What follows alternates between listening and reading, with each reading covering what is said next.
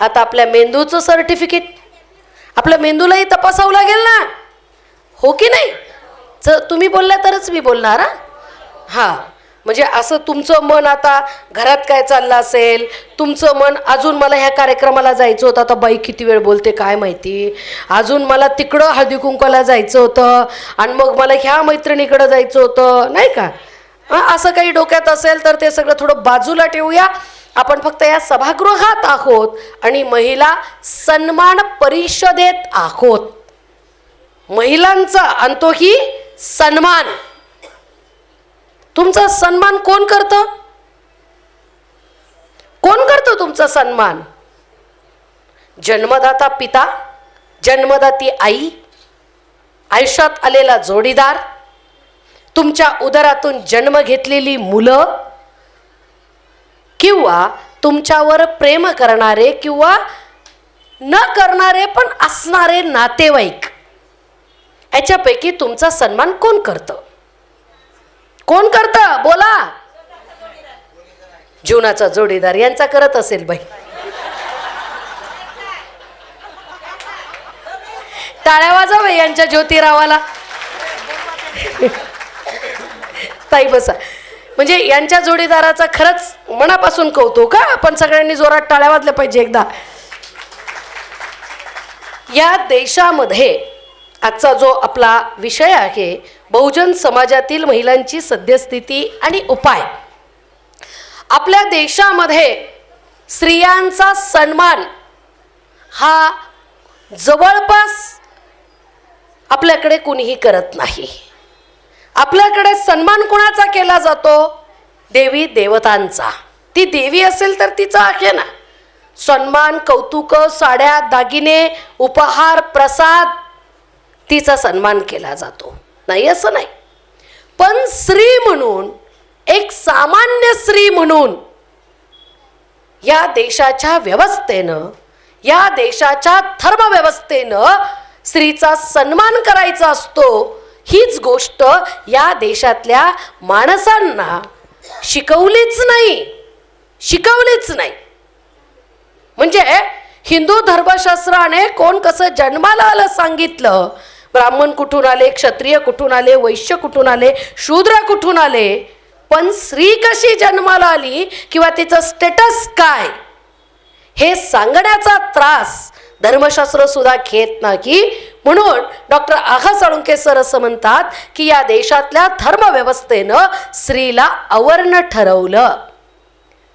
अतिशूद्राच्या पण खालचं स्थान म्हणजे बाईचं स्थान. या देशातल्या मनूनं, या देशातल्या स्त्रीनं जन्मल्यापासून कसं वागावं, कसं जगावं, काय करावं, काय करू नये, याच्या सगळेच्या सगळे नियम. अगदी एकच उदाहरण द्यायचं झालं तर बाईनं कसं हसावं. म्हणजे बाईला जर हसायचं असेल तर तिनं पदर तोंडाला लावून हसावं.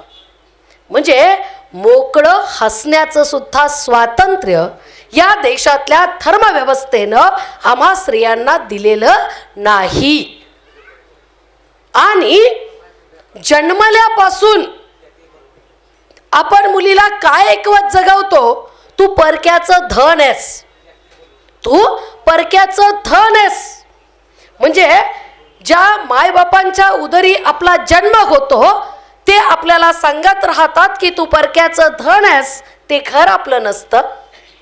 लग्न झाल्यानंतर स्त्री सासरी जाते त्यावेळेस थोड्या छोट्या मोठ्या कारणावरनं तू निघ, तुला हकलून देऊ, अशी भाषा सुरू होते.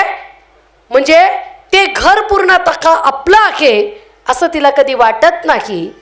आणि मग मुलांचं तर सोडून द्या, तो फार नंतरचा पार्ट आहे आयुष्यामध्ये.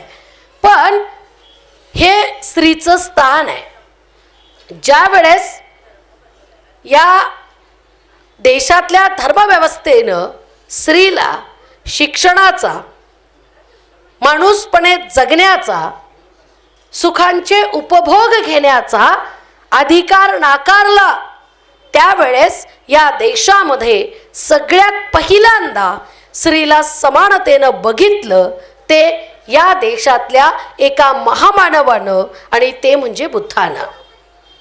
ज्या वेळेस स्त्रियांना धर्मशास्त्र, चूल आणि मूल, स्त्रीचं यज्ञकर्म काय, स्त्रीचं म्हणजे करतात ना मुलांची उपनयन संस्कार, त्यांना शिकावं म्हणून, तर स्त्रियांचे उपनयन संस्कार काय, तर तिला स्वयंपाक शिकवणे, तिनं गृहस्थाश्रम नीट चालवणे, हाच तिचं शिक्षणाचा भाग आहे.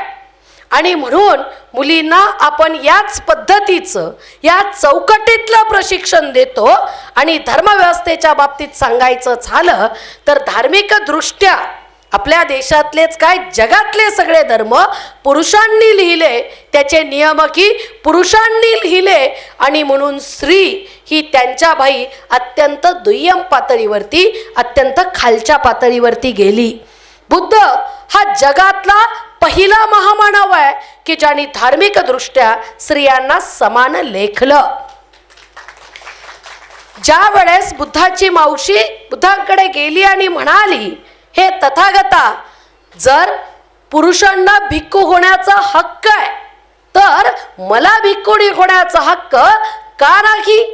त्या काळातली परिस्थिती, भिक्खू संघाला करावी लागणारी चारिका, फिरावं लागणारं जंगलातला प्रवास, या सगळ्यामुळे बुद्धाला विचार करावा लागला. पण बुद्धाचा चुलत भाऊ आणि शिष्य आनंद म्हणाला, हे तथागता, जर तू स्त्री आणि पुरुषात भेद करतोस काय. बुद्ध म्हणाले, नाही आनंदा, मी स्त्री आणि पुरुषात कुठलाच भेद करत नाही. मग जर तू हा भेद करत नसशील तर स्त्रियांना भिक्खुणी होण्याचा हक्क का नाही. आणि मग बुद्धानं या चर्चेनंतर स्त्रियांना बौद्ध धम्मामध्ये भिक्खुणी होण्याचा हक्क दिला. या भिक्खुणींनी त्या काळात स्त्रियांनो थेरीगाथा नावाचं अत्यंत विद्वत्तापूर्ण धम्मावरची देसना, धम्माची विचार आणि त्याच्यावरची बौद्धिक चिकित्सा निर्माण केली. हा बुद्धाचा समानताचा विचार, समतेचा विचार या देशामध्ये बराच काळ टिकला. पण नंतरच्या काळामध्ये मनुस्मृतीचं एकंदरीत लिखाण आणि मनुस्मृतीनुसार त्या बाकीच्या इतिहासात मी जाणार ना, की मी फक्त स्त्रियांपुरतं बोलती आहे. आणि मग मनुस्मृती पर हुकूम ज्यावेळेस आपल्या देशामध्ये हे सगळं सुरू झालं, त्यावेळेस मुलगी 7-8 वर्षाची असताना लग्न करायचं. मुलगी म्हणजे पाळी येण्याच्याही अगोदर, म्हणजे आता आपण 18 वर्ष म्हणतो म्हणजे पाळी आल्यानंतर की 4-5 वर्षानंतर, पण पूर्वी अगदी तुम्ही ऐकलंही असेल, पाळण्यामध्ये कुंकू लावायची सुद्धा पद्धत होती. म्हणजे वय हा क्रायटेरियाच नाही आहे. 7-8-9 वर्षाची पोरगी झाली की लग्न करायचं. म्हणजे तुम्ही एक लक्षात घ्या, बालविवाह, सती प्रथा, विधवा विवाहाला विरोध, ह्या सगळ्या परंपरा स्त्रियांसाठी आहेत. आजही तुम्ही बघा, हळदी कुंकवाचा कार्यक्रम बायकांसाठी, सण उत्सवाचं सेलिब्रेशन स्त्रियांसाठी, अमुक अथर्वशीष म्हणायचं बायकांनी जायचं म्हणत बसायचं आहे, अमुक विधी करायचा बायकांनी करायचा आहे. म्हणजे एकंदरीत धार्मिक विधी. आता आला ना तो एक लोटा जल, पुढं सब समस्या का हल.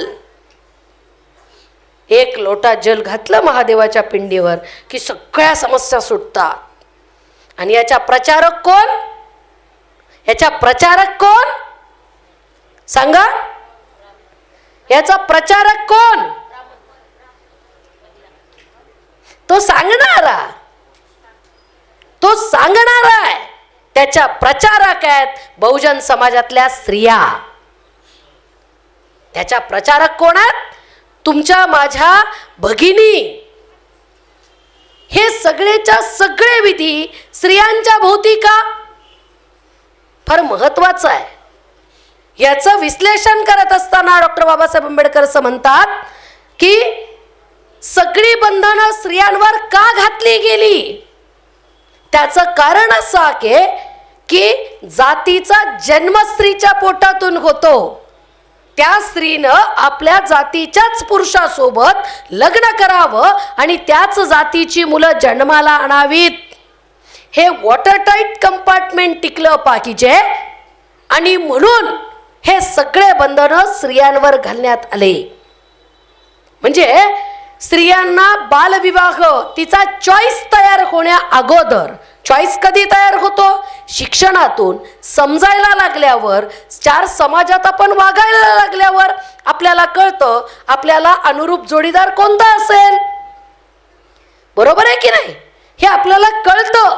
पण 8व्या-9व्या वर्षी स्वतःचा जोडीदार निवडण्याची क्षमता मुलीमध्ये असते काय?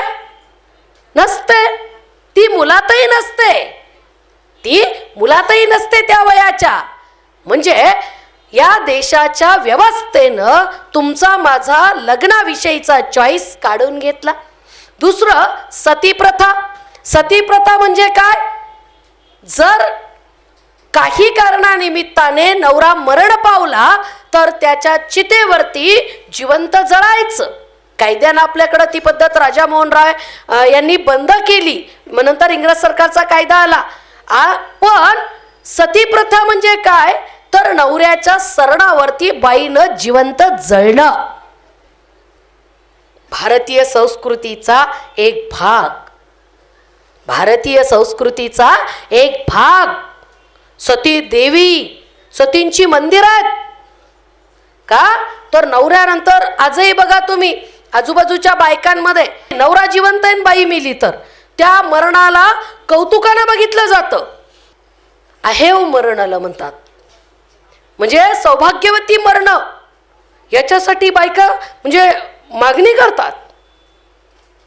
म्हणजे या देशामध्ये सती प्रथा ही बंगालमध्ये सुरू झाली. त्याचं कारण असं होतं की त्या ठिकाणचा कायदा विधवा स्त्रियांना नवऱ्याच्या प्रॉपर्टीमध्ये शेअर देत होते. हा शेअर नाकारला जावा. जो नवऱ्याच्या मरणानंतर तिला प्रॉपर्टीतला शेअर मिळतोय, भाग मिळतोय, तो नाकारला जावा एक. आणि दुसरं म्हणजे त्या विधवेनं स्वतःच्या शारीरिक सुखांसाठी कुठंही इतर जातीच्या, इतर समूहाच्या कुठल्या पुरुषाची निवड करू नये, जेणेकरून हे जाती व्यवस्थेचं वॉटरटाईट कंपार्टमेंट तुटतं. म्हणून सतीची प्रथा अस्तित्वात आली. या सती प्रथेला कायद्याच्या अगोदर विरोध करणारे कोण होतं? राष्ट्रमाता जिजाऊ.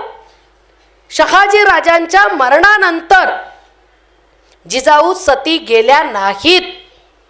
जिजाऊंची जयंती आपण फक्त शिवाजी महाराजांची आई असं म्हणून करत नाही आहोत बायकांनो. याच्या पाठीमागं वेगळी कारणं आहेत. ती एक व्यक्ती म्हणून, एक स्त्री म्हणून आणि स्वतःच्या मुलाला घडवणारी स्त्री. आणि घडवणारी म्हणजे कसं? गुलामीच्या व्यवस्थेत गुलाम करायला लावणारी नाही. हे फार महत्वाचं आहे. तिनं स्वतःच्या मुलावर केलेला संस्कार हा गुलामीचा नाही आहे. जिजाऊंचे वडील सरदार आहेत, नवरा सरदार आहे, सासरा सरदार आहे, दीर भाऊ नातेवाईकांमधले सरदार आहेत. पण स्वतःच्या मुलाला सरदार कोणाचं स्वप्न जिजाऊ पाहत नाही. जिजाऊ काय स्वप्न पाहते? किती दिवस आपलं रक्त आपल्या तलवारीवर घेऊन या शाख्यांची गुलामी करायची आहे आणि आपल्या सुंदर बायका रस्त्यानं चालताना साधे इज्जतीचं रक्षण करू शकत नाही. ही व्यवस्था किती दिवस चालायची? या देशातली मनुस्मृती सांगते शूद्राला राजा होण्याचा हक्क नाही. आणि पुन्हा सांगतात की परशुरामानं पृथ्वी निक्षत्रिय केली, त्याच्यामुळे आज क्षत्रिय शिल्लक नाही. या व्यवस्थेला नाकारत, या मनुस्मृतीच्या व्यवस्थेला नाकारत जिजाऊंनी आपल्या पोराला सरदार नाही छत्रपती घडवलं. हे फार महत्वाचं आहे. हे फार महत्वाचं आहे. म्हणजे प्रस्थापित व्यवस्थेची गुलामगिरी करणारा सरदार किंवा प्रस्थापित व्यवस्थेला पालन करणारा एक गुलाम मुलगा तिनं जन्माला किंवा घडवला ना की, तर स्वतंत्र विचार करणारा, स्वतंत्र राज्याचा सार्वभौम राजा त्या काळामध्ये सरदारांना की म्हटलं जात होतं. लखोजी राजे जाधव, शहाजी राजे भोसले, मालोजी राजे भोसले, निंबाळकर राजे, मुखिते राजे, असे राजे खूप होते. पण या सगळ्यांचा एकच राजा, सार्वभौम राजा छत्रपती हा जिजाऊंनी घडवलेला आहे. जिजाऊंचं हे वेगळेपण आहे आणि म्हणून जिजाऊंची जयंती आपण करत आहोत. सती प्रथेला विरोध करण्याचं काम राष्ट्रमाता जिजाऊंनी केलं, त्याचबरोबर सती प्रथेला विरोध करण्याचं काम मल्हारराव होळकरांनीही केलं. म्हणजे मी नेहमी म्हणते, नवरा कसा असावा, शहाजीराजे भोसलेंसारखा असावा, महात्मा फुल्यांसारखा असावा आणि संभाजीराजांसारखा असावा, आणि सासरा कसा असावा तर मल्हारराव होळकरांसारखा असावा. आपला मुलगा तोफेचा गोळा लागून रणांगणावरती म्हणजे मरण पावला, खंडोजी होळकर, त्यावेळेस आपली सून सती जायला निघाली. मल्हारराव होळकर तिच्या पायाजवळ बसून मुलासारखे रडले आणि काय सांगितलं, अहिल्ये आज तुझ्या रूपानं खंडू मला जिवंत आहे, त्याच्यामुळे तू सती जायचं नाहीस, तू सती जायचं नाहीस. आपल्या सुनेच्या हातामध्ये राज्यकारभाराच्या चाव्या देणारा आणि पांढऱ्या घोंगडीवर बसून अहिल्याबाईंनी सुद्धा 27 वर्ष बायकांनो राज्यकारभार चालवला. म्हणजे ही फार महत्वाची गोष्ट आहे. सती जर गेल्या असत्या तर राज्य एवढ्या चांगल्या आणि आदर्श राज्यकर्ती स्त्रीला मुकलं असतं. आणि पुढे चालून महात्मा फुले असं म्हणतात की बायकोची नवऱ्यावरती प्रचंड प्रीती आहे, म्हणून जर बायका नवऱ्याच्या निधनानंतर सती जात असतील तर नवऱ्याची बायकोवरती प्रचंड प्रीती आहे, म्हणून बायकोच्या मरणानंतर कुठला नवरा सता का जात नाही. आपल्या मेंदूत सुद्धा हे शब्द येत नाहीत. सता हा शब्द सुद्धा आपल्या मेंदूमध्ये आतापर्यंत आलेला नसेल. जसं बायको कशी पाहिजे, पतिव्रता, बरोबर आहे ना. नवरा कसा पाहिजे, आमच्याकडे शब्दच नाहीत, आमच्याकडे शब्द आहे कारण या व्यवस्थेनं या पुरुषाला माणूस म्हणून मानलं, तुम्हाला मला मात्र एका वस्तूसारखं मानलं. त्याच्यामुळे आपल्याकडे काही गोष्टींसाठी शब्द बनवण्याची गरज सुद्धा या व्यवस्थेला पडली नाही बायकांनो. आणि म्हणून एक आपण गोष्ट लक्षात घेतली पाहिजे की ह्या ज्या प्रथा परंपरा स्त्रियांवरची बंधनं, पतिव्रतेची म्हणजे बाई बघितली की आम्हाला कळतं ती मॅरिड आहे की अनमॅरिड आहे की विधवा आहे की कोण आहे की कोण, म्हणजे तिचं मॅरिटल स्टेटस आम्हाला ती बघताच कळतं. पुरुषाचं कळतं का बायकांनो, पुरुषाचं कळतं का, हा नाही कळत. म्हणजे आम्हाला बाई दिसली की समजलाच पाहिजे की ती लग्न झालेली, ती कुमारिका आहे, ती विधवा आहे, काय ती कशी आहे. पण पुरुषांच्या बाबतीमध्ये आम्हाला ती गरज वाटत नाही. दुसरं आणि महत्त्वाचं म्हणजे आता मला एका पुरुषानं परवा प्रश्न विचारला की ताई हळदी कुंकाला कुणाला बोलवतात आणि का बोलवतात म्हणे.